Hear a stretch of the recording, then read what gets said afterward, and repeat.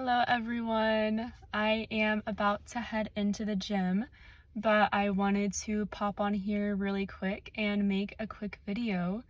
This is going to be about balance, particularly if you are on some sort of awakening journey, self-development journey, but nonetheless, that doesn't even matter to this point, which is that it's so keen that we find our ultimate balance on this journey, that we go just as deep into the earth as we go high into the sky, that we go just as external as we go internal, the yin and the yang, right? Because when we go so far in one direction, we can sometimes find ourselves judging the other direction, judging habits of the other direction. We can find ourselves creating such a strong identity around who we are in this direction that we don't really accept that it would actually feel pretty good if we lean back the other way a little bit. And I say this from a personal experience, being on this journey of spirituality, which has been a doozy. I could not have predicted like a single thing about this journey, although I thought I could have when I first started coming on. I thought I could have really figured it out. Like I thought I knew. I didn't, and I'm sure that's the case for most people. But I'm very upper chakra oriented. I'm an air sign. I'm very woo-woo. I've always been very woo-woo. That just like exploded for me even more after Kundalini awakening. As I went on this journey, like it was like phew. But I always felt like I was floating. I felt like a literal airhead. I just felt so lost in the sky. And I felt like there was no direction. Like it was like, my mentor uses this phrase a lot, which is, it's like getting in a taxi and giving them no directions. Like saying, just take me wherever. And they're like, but like you're paying me to take you somewhere. Like, where do you want to go? Just take me wherever. And that's a beautiful thing, like whatever, okay, God, whatever. But you are here as God to be a divine co-creator with God. And part of that is knowing what you want and stepping in that direction. Knowing what you want and realizing that it's in your hands, it's in your power to take the steps forward. Yes, if you have been like taking steps forward, and you've been very rigid, like maybe your medicine is to just let go. That's the point of this message, is balance. Like, where have you been like anchoring in so deep, but things still maybe aren't going the way you want to, or maybe you don't feel the way you want to, the way you thought you'd feel at this point? How can you find a balance? How can you find a light to the shadow, a shadow to the lights? Like, how can you bring it all into divine cohesiveness? That's the dance on this journey, and that's ultimately what we're being taught to do, because each and every aspect of this journey is like, just of existence, is all things that we get to do as creators here on earth. We get to fly high in the sky. We also get to take action. We get to dig our roots deep. We get to speak, to express. We get to do all of these things, and all of these things are sacred. Everything is spiritual. Where can you like be honest with yourself and be like, okay, like what do I actually want? What do I actually need? Here's the other thing, is a lot of times, on a spiritual journey especially, people can start to become judgmental of things that are human, of things they used to do. Another personal example, I freaking love coffee. I love it.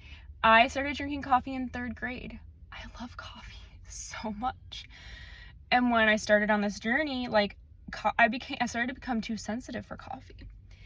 And like, it would just like take me out. And I started to be like, dang, like, I don't think I can ever have coffee again. And I would start to kind of have these judgments about coffee, like my favorite thing ever. Now all of a sudden I'm like, maybe coffee is bad for me. Maybe coffee is this, coffee is that. I can't ever have coffee again. I'm too spiritual for coffee, this and that. And then like this last like year especially has been digging back deep into my humanness and realizing like, I like coffee and I want to drink coffee. And I'm just going to let myself be human and release this belief that I can't drink coffee. Release this belief that I can't enjoy humanness. And now I realize like that's the whole point. And like me shooting up into like the spiritual realm and deciding I couldn't have coffee for a time being was part of me creating this new relationship with coffee. All of that was part of me creating this current relationship that I have with everything in my life. Like I don't regret it. I don't feel like, oh, I shouldn't have been that way. Like, I'm so glad I was, because it pulled me away from a lot of things and gave me the chance to redefine myself, redefine what I want in my life, who I am, and now choose from a conscious place what I want a relationship with, how I want that relationship to look, realizing that I am truly the creator of everything. Everything.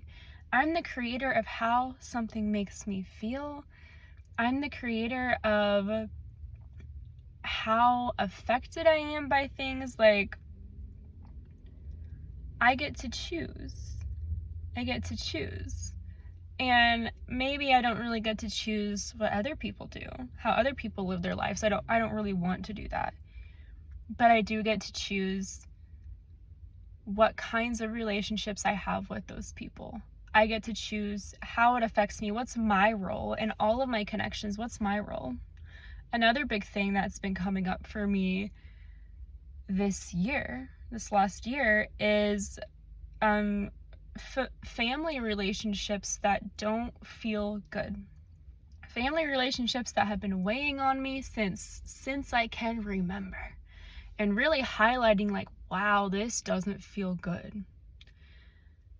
Going through my own cycles and circles with those, and choosing to decide like, what do I want my role to be with this family member?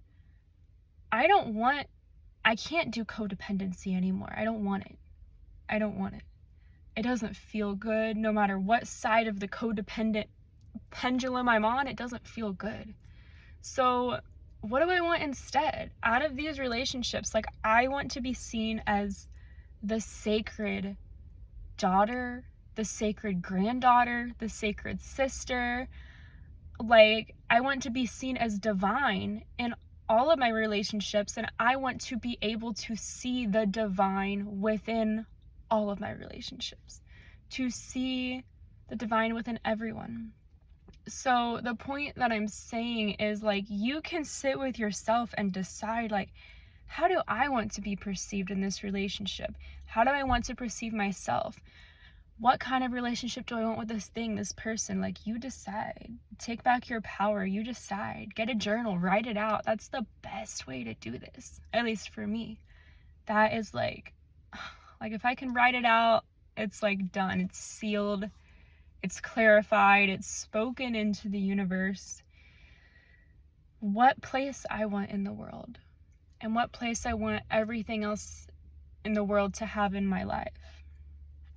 So I am going to wrap this message up there.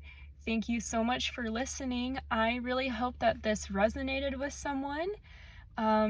Please, I would love if you subscribed, if you liked, if you helped this video get out and reach more people, and if you came along with me on my journey as I continue to explore my life, myself, and share what I have learned and gathered with you guys. So I will talk to y'all in the next video. Have a beautiful and blessed rest of your day.